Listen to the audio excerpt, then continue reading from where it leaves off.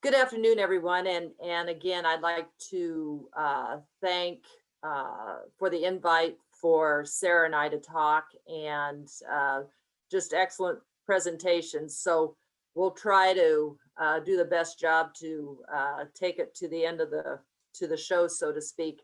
Anyway, I'm Robin Folk, and Sarah, I know you're out there. You want to say hello? Yes, good morning or good afternoon. I'm Sarah Gray, and as Mitch mentioned, I'm the district conservation in Scottsbluff. So I work with Robin, and I want to mimic what she said. Appreciate the opportunity to be part of this, and it's been great presentations throughout the day. Thank you.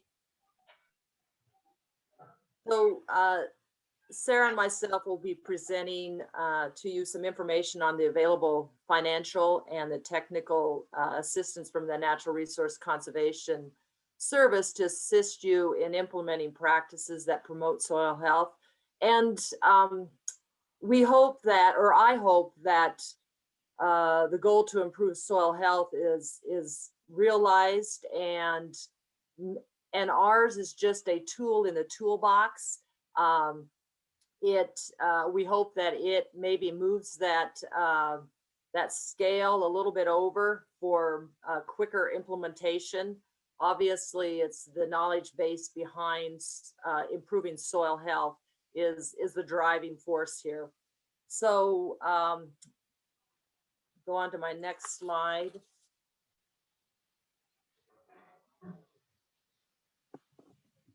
So the NRCS receives their authority primarily through the conservation title of the various farm bills.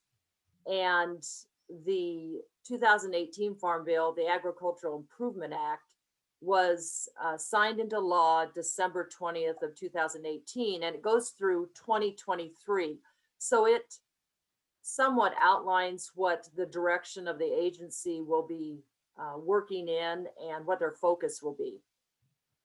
The 5-year projected mandatory outlays is shown in this pie chart, so I hope you can see it well enough. And the conservation title funding makes up about $29 billion. And then you can see the breakout of the other funding and associated titles within that farm bill.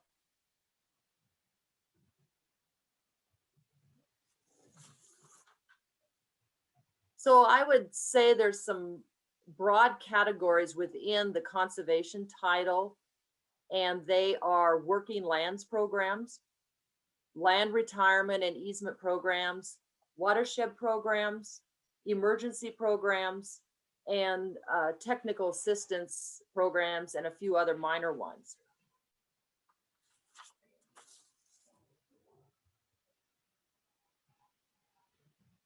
So under the Working Lands program,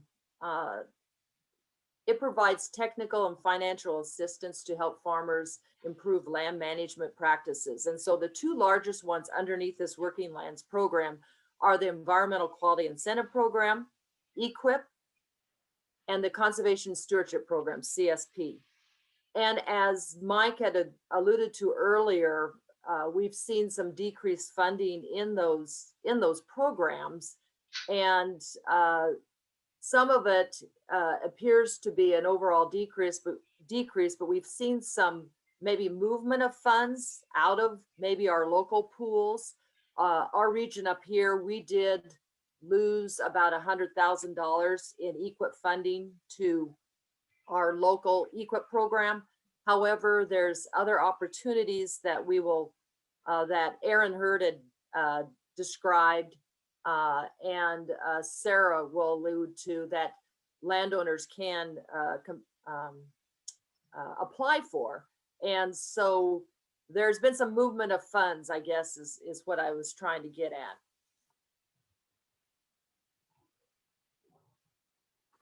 So under the EQIP program,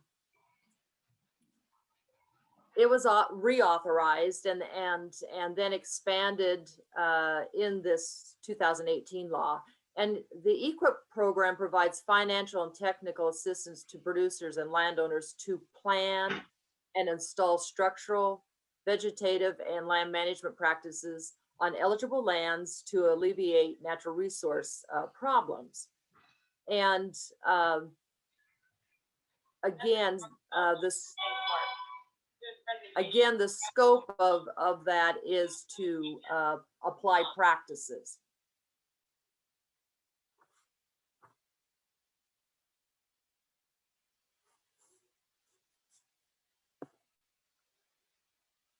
The other portion of that was the intent, or there was a couple areas that were identified in the 2018. There was they wanted to focus more on water quality, quantity, and practice related to those resource issues and concerns, soil health improvements, and wildlife habitat improvements.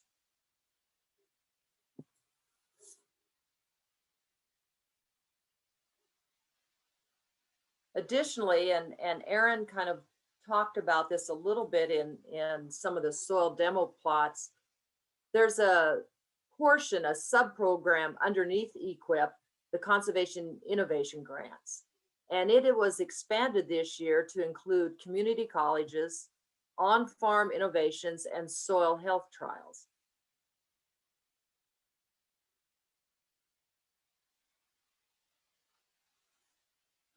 Now, the next program under that Working Lands program is the Conservation Stewardship Program. CSP provides financial and technical assistance to producers to maintain and improve existing conservation systems and to adopt additional conservation activities in a comprehensive manner on a producer's entire operation. A little bit different than EQIP, where EQIP will maybe focus on one or two land units out there on that operation. CSP is including it on the entire operation of that operator. And the way I like to describe CSP when I'm working with landowners is, you know, you are going to be rewarded what you are currently doing, and you will get an incentive payment for that. And then you will select from a list of practices and in management enhancements, additional items you are willing to do. And then those two incentive payments are combined for the entire operation. A new grassland initiative also was added to the CSP program options in the 2018 Farm Bill. So that takes care of the Working Lands program. The next one is a land retirement and easement program.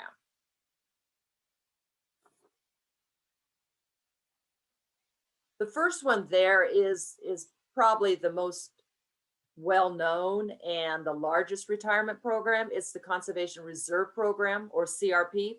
Now that is administered out of FSA, and I won't go into any details on that one today. The other two, what I would consider the NRCS version, is the agricultural conservation easement that are in two types. The first one is it limits non-agricultural uses on productive farm and grasslands. So individuals apply for these easements through sponsors of entities or organizations. And what their intended purpose is to keep that land in an agricultural state. So it's not converted to non-ag uses such as even urban sprawl or recreational, not divided up into units. So it protects the land into agricultural use. The second one down there is the wetland reserve easement that protect and restore wetlands.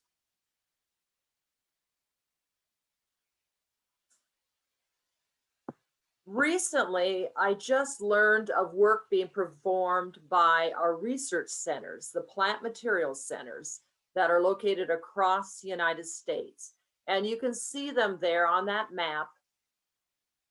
And I'll stay on this screen for a little bit for you to write down that website up there. And they started, I believe, last year or the year before. They started studies to better characterize performance and adaptation of commercially available cover crop varieties. And so they are doing side by side research of different varieties of cover crops and the ability to improve soil health uh, uh, properties, as well as use for their use. And really, the only ones that have data that's been published, and I think it's only 2 years of data, is up in the Northeast United States. But just something I came across that I thought it would be good to add in on today's presentation. The last item there, I skipped over watersheds and emergencies because I felt like less of an involvement for today's presentation on improving soil health, although they do provide soil health benefits or promote soil health. The last one there is technical assistance programs.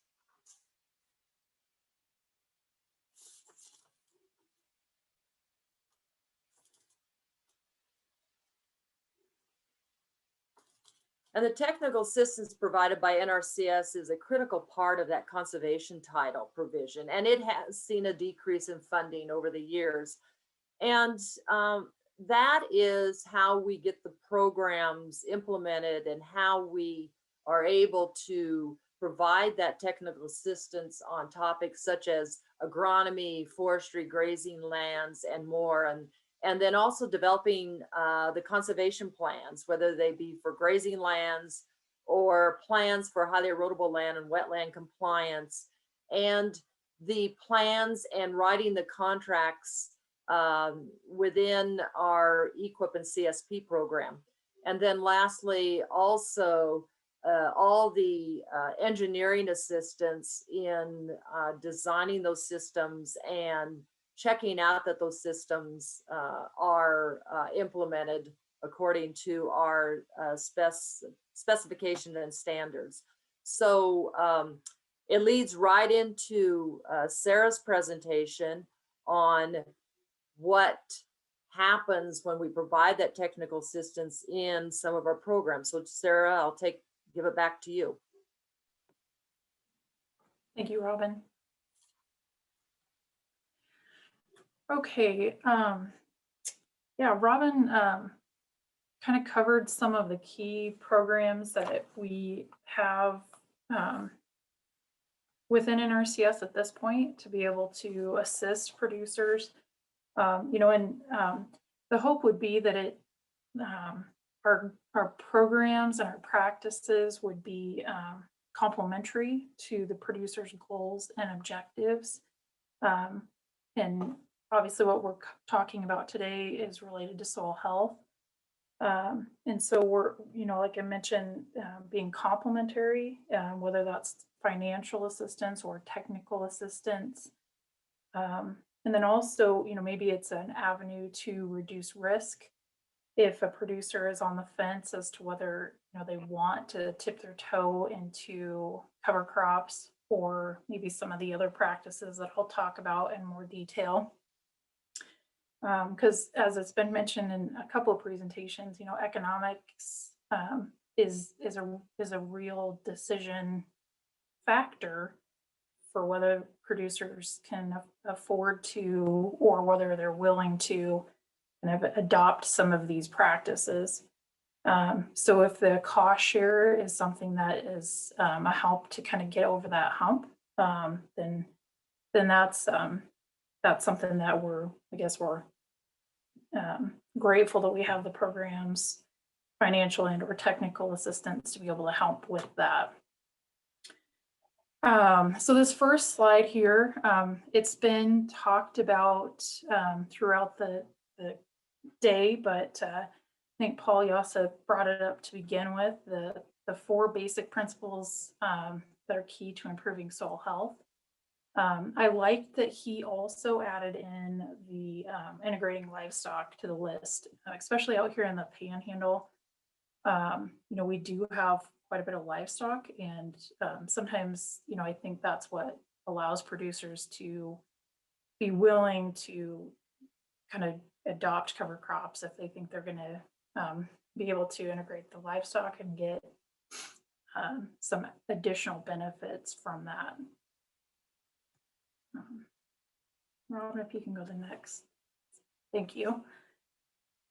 So I tried to, with this slide, just kind of tie some of our common NRCS practices that we would be working with through our programs or technical assistance that we would tie to soil health. And so, you know, I wanted to keep in the forefront those 4 basic principles of soil health. And then down below underneath where it says NRCS practices, conservation, crop rotation, and cover crop, those would definitely target numbers 1, 3, and 4.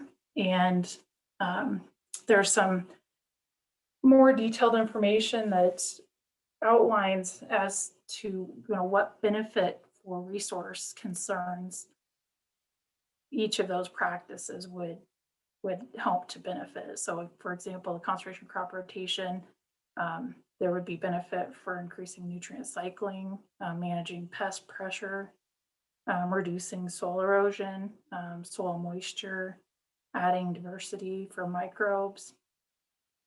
And then cover crops, you know, that's been talked about quite a bit today. So I think probably everyone has a pretty good grasp on the benefits of the cover crops. But I also, you know, I really appreciated in Mark's presentation that he gave examples of a panhandle dry land and a panhandle irrigated cropping rotation.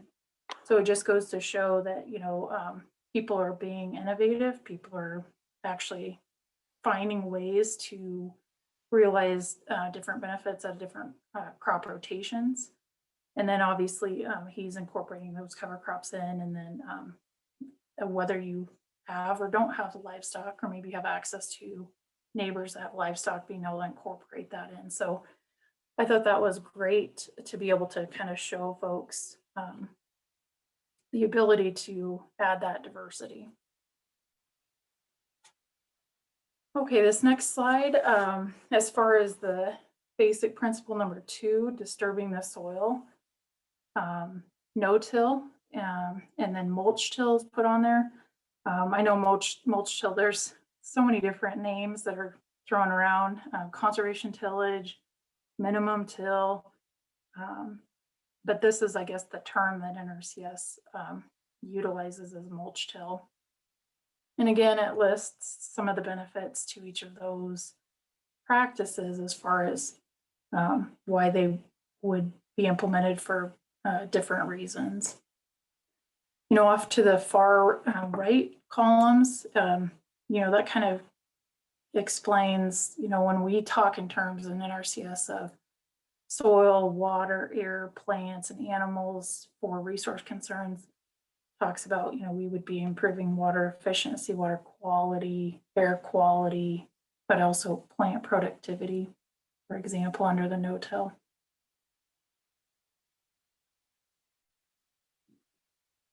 Okay, then this these last few practices, nutrient management, pest management, and then Aaron mentioned in his presentation, we actually have a new interim practice that is new this fiscal year of soil carbon amendments.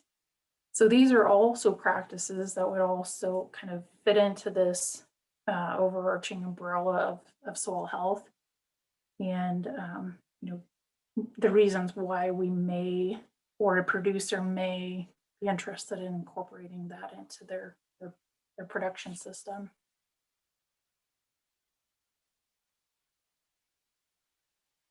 Okay, so now specifically, you know, I just kind of wanted to cover the practices to start with, but then specifically how those tie into our programs.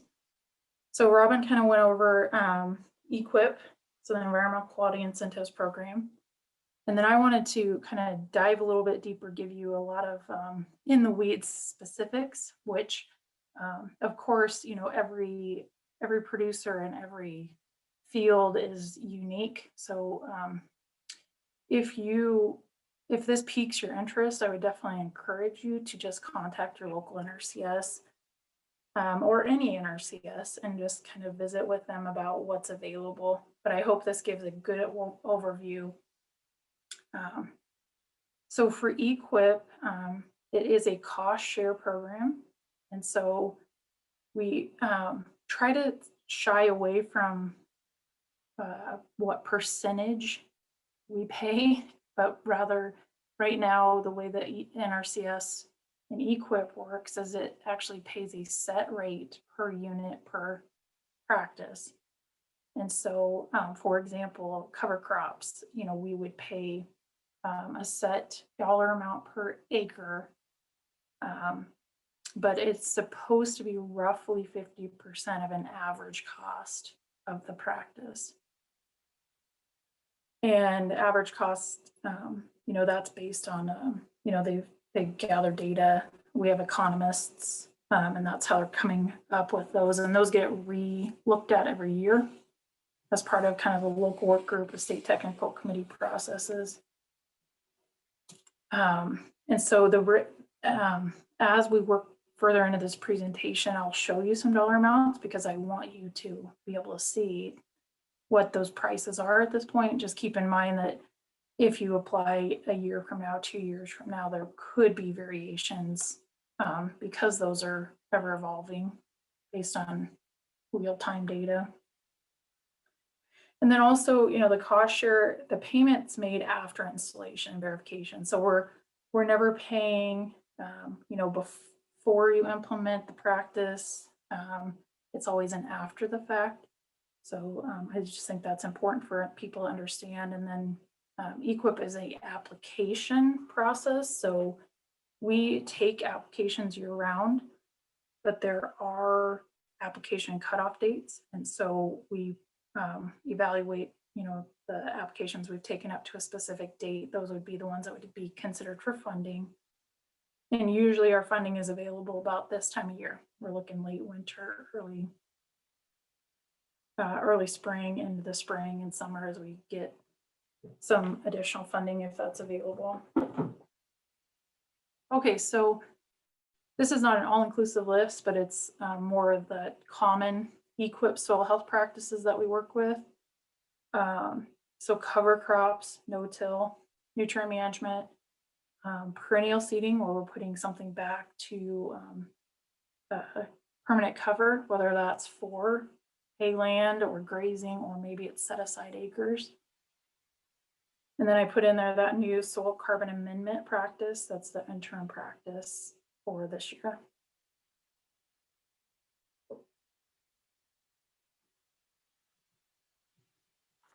Okay, specifically under cover crops, there'd be various reasons why we would be interested as NRCS and assisting producers with cover crops. When we talk about resource concerns, we're, as I mentioned, reducing erosion, increasing OM, capturing and recycling nutrients, promoting biological fixation, and reducing energy use, increasing biodiversity, weed suppression. That can be a huge for different reasons. For example, if you were trying to do a grass seeding, it would be a common practice that you do a cover crop to help with weed suppression and then kind of get the seed bed prepped. Manage soil moisture, and then minimizing and reducing soil compaction. And I know that this is, we've covered different realms of this throughout the day as well.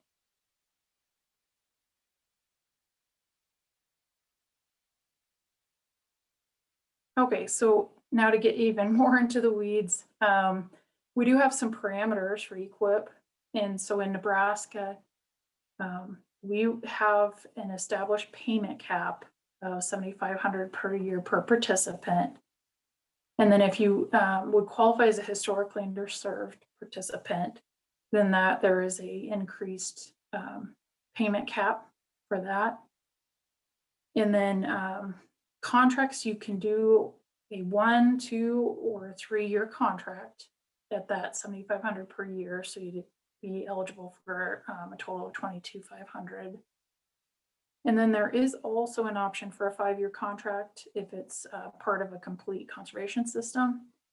And we would work with you, and we would also get approval from our state agronomist for what all the details for a 5-year contract would be. Again, you know, if this piques your interest, I would really encourage you just to work with your local NRCS or someone within NRCS that you have a contact with, and to try and get more specifics. I do also think it's important to share that cover crops cannot be harvested for grain or hay. However, grazing equipped cover crops would be allowed provided that the primary purpose has been met. So, you know, a simplistic example, if you put cover crops in for compaction, we would want to make sure that there was enough realized growth with those cover crops to address the compaction concern before grazing would be implemented or incorporated into that system.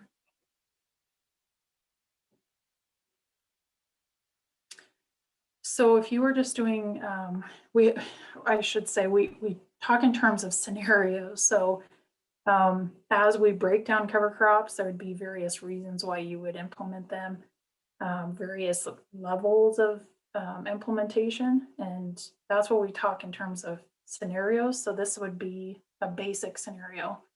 This would be the payment rate of $24.04 an acre. Again, not to exceed the maximum of $7,500 per year.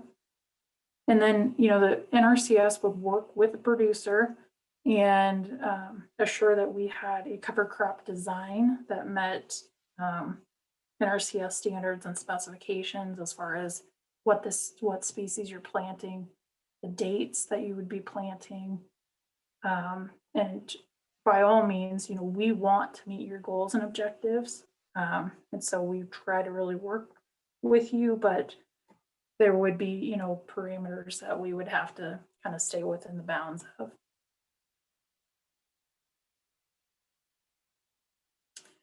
So then, you know, kind of stepping it up to another, I guess, level multi-species scenario and an increased payment rate. And then there would be a requirement to have a minimum of 3 species, and you'd have to be crossing 2 functional groups with those species. So you couldn't have, you know, all broadleafs. You'd need to incorporate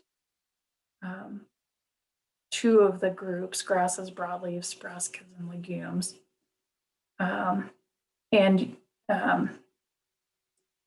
We would have to include a different crop type than the previous crop. And so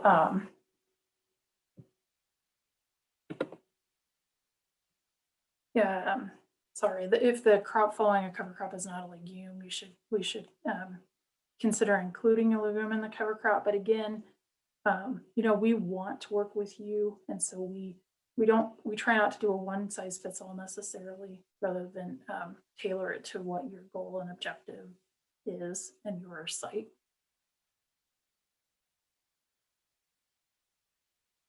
Okay, this is the adaptive management scenario. Aaron Hurd kind of covered that, you know, there's some on-farm type field plot opportunities. So, you know, you can see the payment rate is high.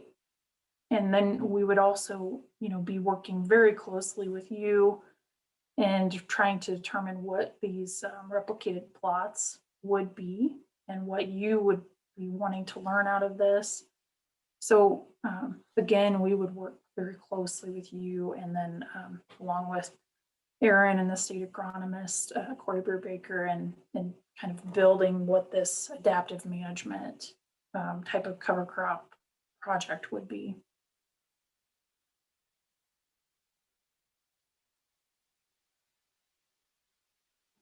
Okay, so shifting away from cover crops, no-till, we do still have no-till as a incentive practice within the EQIP. I put right off the bat here though, the eligible land is, it would be applicable on cropland where the entire rotation would be continuous no-till. And you would need to be making a significant change from what you're currently doing. And no tillage means no tillage. So we oftentimes, have people say, well, I don't do tillage. I strip till. I don't do tillage. I just do one pass with a disc. And so we're talking true no-till. Strip tillage systems are not eligible. And if your existing crop rotation includes no-till crop, then that particular part of the rotation wouldn't be eligible for the incentive. And that would be, especially in the eastern part of the state, corn, soybeans, where they're saying, yeah, I have no problem no-tilling into bean stubble, but I have issues with the residue that's left after corn, so I have to disc it. If we can get them over that hurdle, maybe we're only doing the no-till payment or cost share every other year because we're incentivizing to try it on that part of the rotation they have not been no-tilling. As this slide shows, it's $10.57 an acre with a payment cap of $5,000, and it is a requirement to implement it for 3 full years. And so you'll see that, some practices you could do an optional 1, 2, or 3. This one does require 3 years of implementation.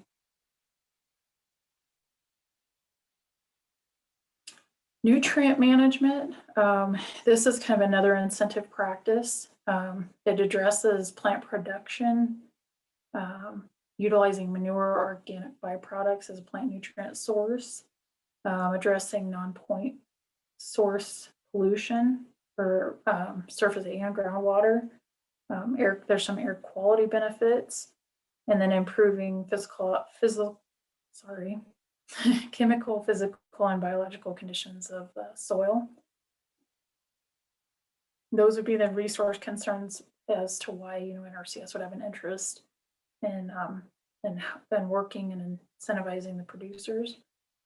This also has a payment cap of $10,000 per year, and it is required to be implemented for 3 years.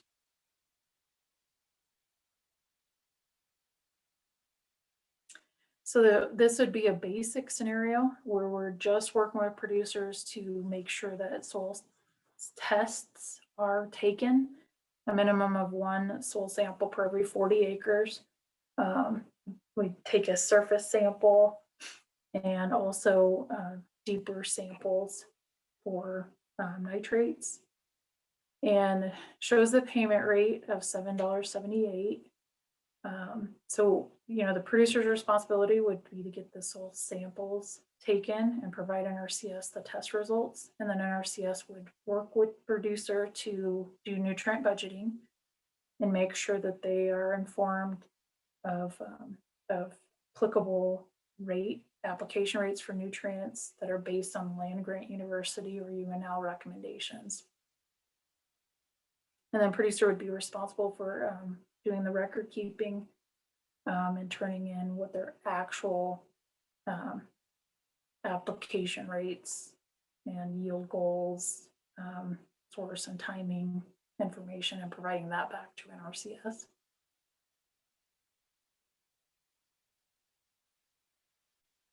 So this is just the next step up, just like we showed on cover crops. This is taking it maybe to another level.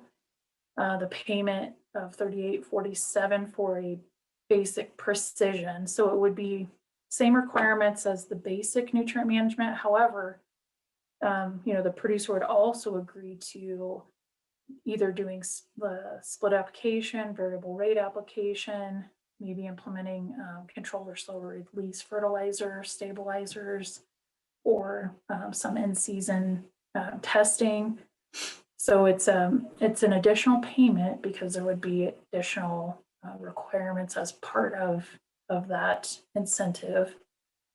So I would say most producers, this isn't a huge stretch to try to incorporate maybe some split application or variable rate or some of the other options that are shown under F on the screen.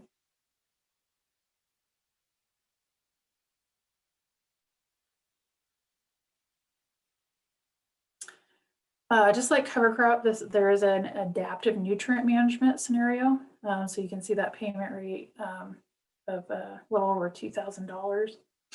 Again, we would be working, pretty closely to determine, what types of replicated plots would be established, and working with Aaron Hurd and Corey Brubaker again out of the Nebraska NRCS state office to establish what the adaptive management scenario would be to, what the producer wants to try to get out of the project.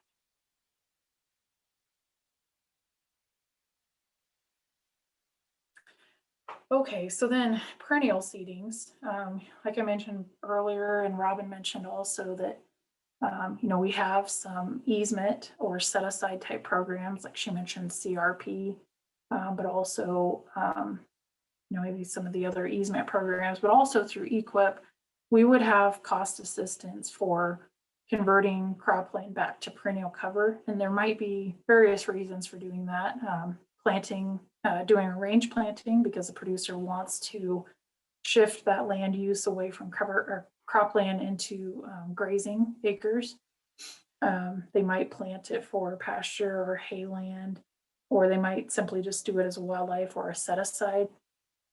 So there would be different cost assistance. I didn't put all the various costs associated, but we'd be happy to get you that information. We can sit down with you and talk about exactly what the reasons for why you would be seeding it back and what particular NRCS practice would apply. And this is the soil carbon amendment. This is that interim practice that's new in Nebraska, and it'll be interesting to see as we kick this off this first year, the results that will come of this.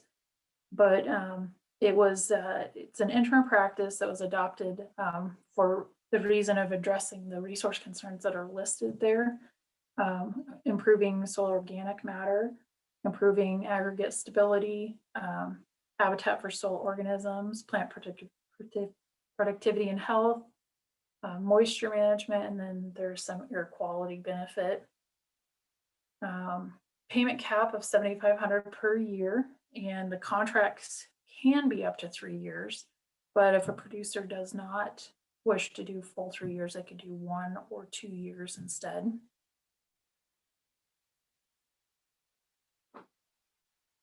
And kind of the rundown of how this is going to apply, at least out here in the Panhandle.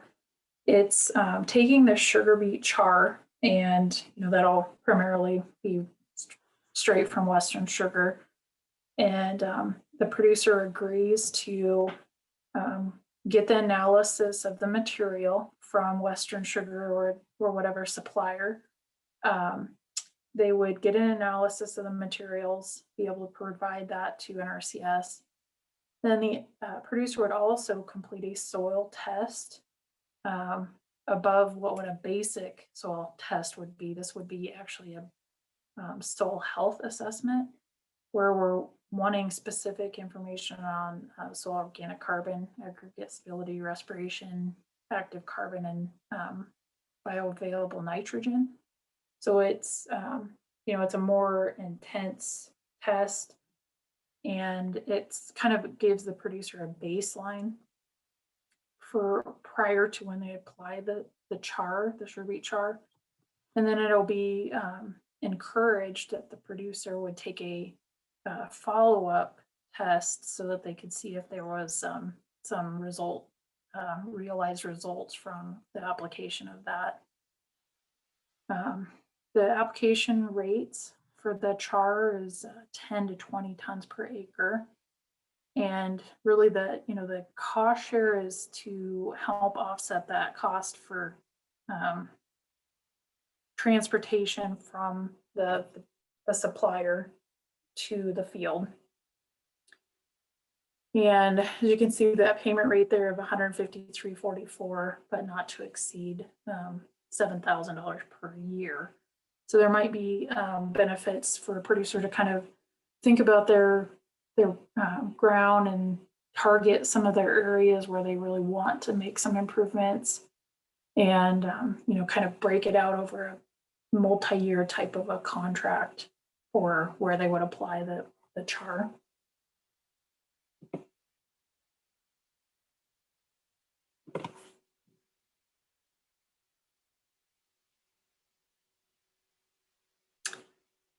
And so with that, I guess when we're talking about those incentives or management practices, I just want to reiterate that, the intent is not to pay for things that producers are already doing on their own. Rather, it would be to encourage them and work with them to adopt an increased level of management. And so, kind of keep that in mind. And, with any hope, it kind of would complement your goals and objectives, and maybe help you kind of take that next step. And, I just kind of put on here that, kind of we don't think of each program as its own standalone per se. So if you already know tilling in a CSP contract, then we obviously wouldn't be able to double dip and pay you for no-till and an equip. And if you said, well, I got new ground, I've been no-tilling, for pivots for decades, but now I have new ground and I want to start no-tilling that. Again, it's an incentive for you to try something you haven't tried, regardless if it's new ground or not.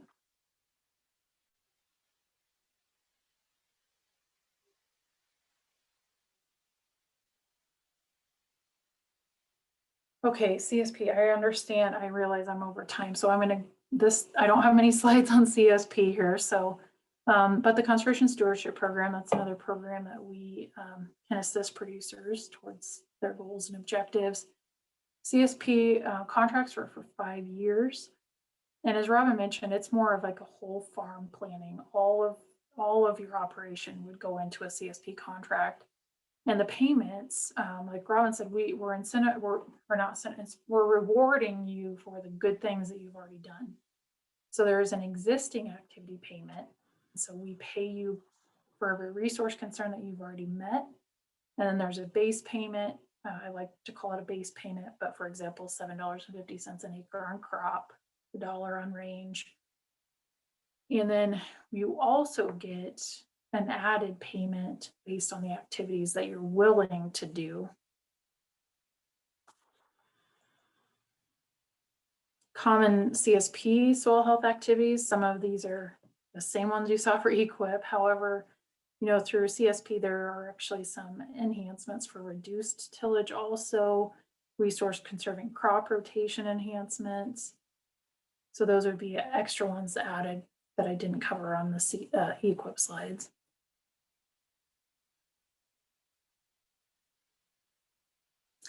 And we talk in terms of activities in CSP. So we could, sometimes we might have an enhancement that a producer is interested in. And an enhancement is, there would be some specifics that go above just our minimum practice standards and specs. And there's details that would be outlined on an enhancement job sheet. And then, there might be instances where the producer just goes with the practice, and that's, the basic NRCS standards and specifications. So again, please do reach out. We want to work with you if you have an interest in CSP, and we can help you understand this better. And then, so lastly, how can we help? We're here, pretty much every county has NRCS in the state of Nebraska. And if you don't know who to contact, based on where you are locally, reach out to Robin and I. Our contact information was in the beginning of this presentation. We'll kind of connect you with whomever that is. And we definitely want to work with you, whether it is financial or technical assistance to address soil, water, air, plant, animal energy. And with that, if there are any questions, and if we have time, Robin and I would be open to taking any questions.